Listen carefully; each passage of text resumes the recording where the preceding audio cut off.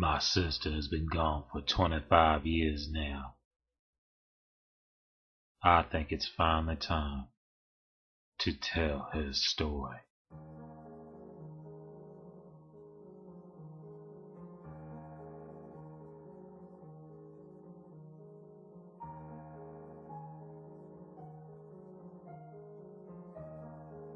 It was summer. My sister Ella and I barely lived on the farm about 6 months. Our father was in the military, having been gone for about 2 years by this time. We missed him dearly. The farm sat in the middle of nowhere, with miles and miles between our family and others.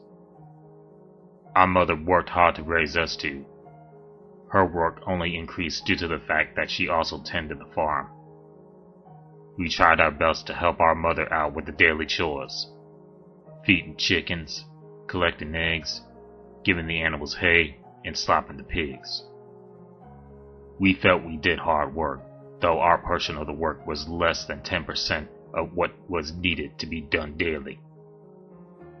Most of our time was spent doing what any 6 and 8-year-old might do: playing in the yard. Our house was an old white painted 2-story house plus basement. The paint chipped off the exterior walls and the shutters were missing. But it was cozy and nice, even having a large tire swing on the tree in the front. Surrounding the house and barn were what felt like miles of cornfield. Ella and I ran through the corn, playing various games, hide and seek and such. It just so happened that one day we ran further through the corn than we ever did. The field broke way to a large, empty, desolate, barren land. Now I say empty, but of course there was tall, undetended grass and a singular tree. The tree itself was somewhat a disturbing sight. The bark black and flaky, and the branches barren and gnarled. The trunk stood tall and thick. A grown adult could have stood on the other side and we would have known. The trunk twisted and bent in a sort of unnatural way. Just looking at that tree made me uneasy. It didn't help that the world around us was dead silent. No birds, no bugs, and the wind held its breath.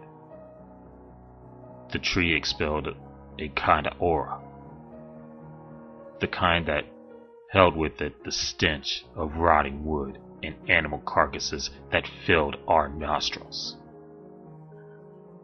Gripping my sister's hand, I tried to pull her back, begged her to turn around. She smiled at me and told me it was okay, then convinced me that we needed to take a rest. So, against my better judgment, we sat at the roots of the beast. Oh God. If only I knew then what I know now, I would have picked her up and carried her home, kicking and screaming. It felt like we talked for hours. We talked about everything. We talked about how we missed Daddy. We talked about how we were excited for the pumpkin harvest, and how we've carved some for Halloween, and what we just asked for a trick-or-treat, which we had to do in town. Eventually, Ella brought up her sadness at the lack of toys we owned due to the fact that we hadn't quite made enough off the farm to buy new ones. She told me if she could, she wished for new toys and other luxury things. Suddenly, with the abruptness that made us both jump to our feet, startled, we heard a loud thump from behind the tree. Slowly, cautiously, with a scared glance to one another, we took hold of one another's hand and went to look. There at the base of the tree, 2 brand new ragdolls with beautiful brown yarn hair and sweet painted faces. Each doll wore a different dress, one in yellow, the other in sky blue. Between the dolls sat a multicolored top, a toy boat with a cherry-colored finish and white sail, and a set of jacks with a shiny red ball. Dumbfounded, we looked around, trying to find anyone, but we were alone. Ella gathered the toys despite our protests, and we went home. Day after day, Ella went back to the tree. I refused to go near it. It terrified me. Each day, she brought back more and more things: sweets, toys, books, costume jewelry, and clothing in her exact size. Mom never seemed to notice. How could she when she was always busy with the farm? One day, Ella and her got into a fight, and Ella ran. I knew where she was headed. I followed her quietly, stealthily through the corn. The only light that got me, the harvest moon, casting a pumpkin glow.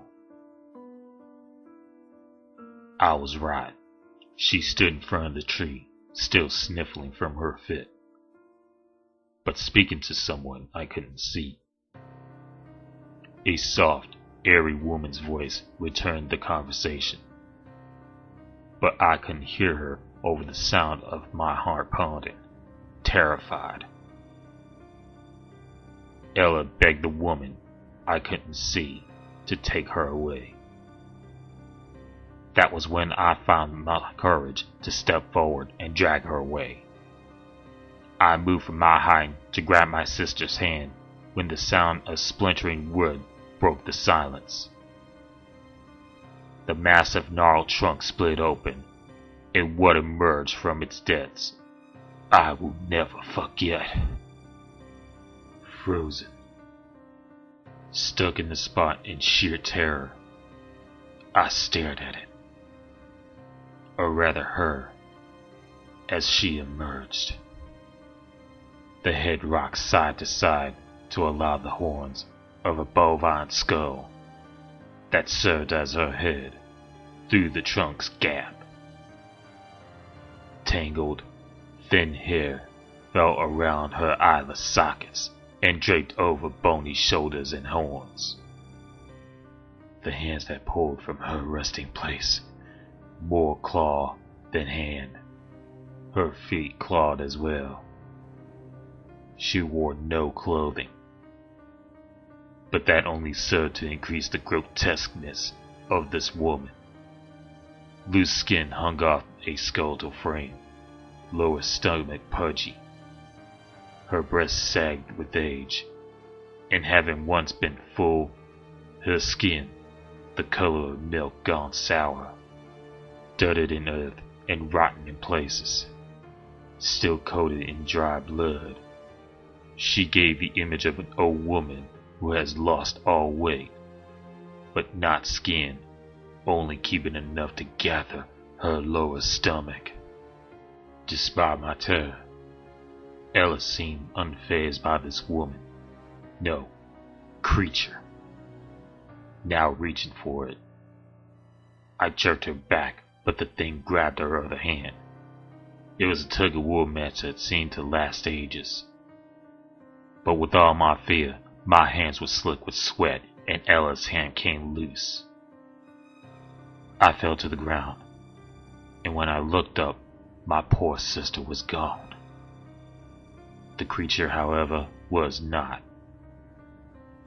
It hovered over me, reaching out to take me too. I scrambled up and ran. It let out a terrible shriek, a mixture of a screaming rage and an angered howling. It hunched down on all fours, giving chase through the corn after me. Crying, my vision blurred, but I fought my way through. I burst through the line of corn and ran for the house. Glancing back, I could see it glowering at me at the line.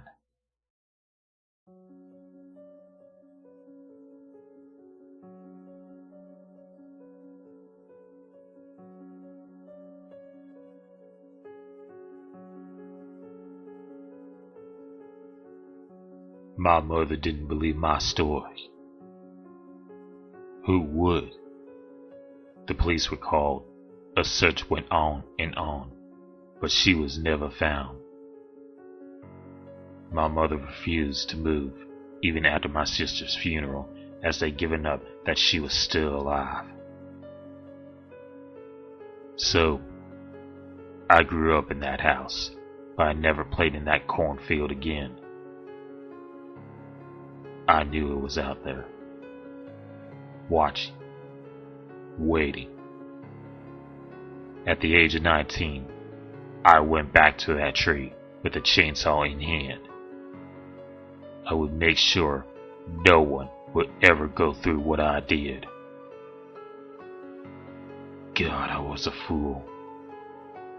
It took me a good part of an hour, but I cut it down, and over the next few weeks, we burned that damn thing down. I wish I could tell you that was the end of it. But I sit here, now in my childhood home, typing by a low light and the light of the harvest moon. Outside, peered at me from around the tree in the front yard, the one with the tire swing. It waits. It seems by destroying and burning the tree, I merely release it to move closer. I've not left my house in 14 years.